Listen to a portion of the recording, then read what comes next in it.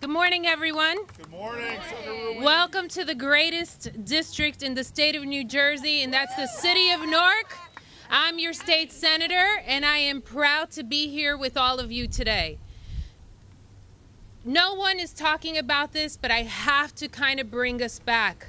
When people were apprehensive about voting Hillary Clinton into office for whatever reason, even though she was one of the most capable, capacitated, the one who had a resume that we will not see for a very long time, I kept repeating the same three words: Supreme Court nominations. Elections have consequences. Elections have consequences. And in November, while we may not have an opportunity to change the person who's leading this country, we have an opportunity to put people there who will protect the people in this country.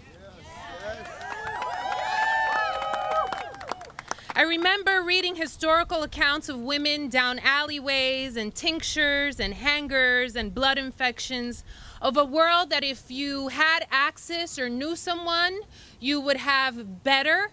And if you didn't, well, the story is probably not even told about you anymore. Is this where we're heading? No. We're supposed to learn from our history, not repeat it. There are phrases that always say, those who do not remember history are condemned to repeat it. I am raising a soon-to-be 2-year-old, and I don't want her to be condemned in the United States of America. I want her to have the opportunity to express herself, to love who she wants to love, to be free, to have equal rights, and to determine her own self what she chooses to do with her own body. All right.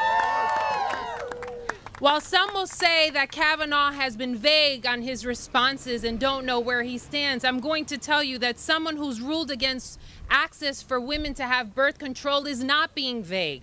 That someone who has previously voted to limit safe access to abortions is not being vague. That someone who's being nominated currently is an enemy of women in this country. That this isn't about being polite, that this isn't about being social, that this isn't about who we are. This is about taking a stand to remind ourselves that the red, white, and blue is about courage, it is about protection, it is about equal access, and about fairness and equality. And I am so proud that we have two distinguished human beings that, regardless as to their title, would always stand anywhere on any corner, whether it's in Washington, D.C. or on Broad Street, to remind us that they are there protecting every single one of their constituents in the great state of New Jersey.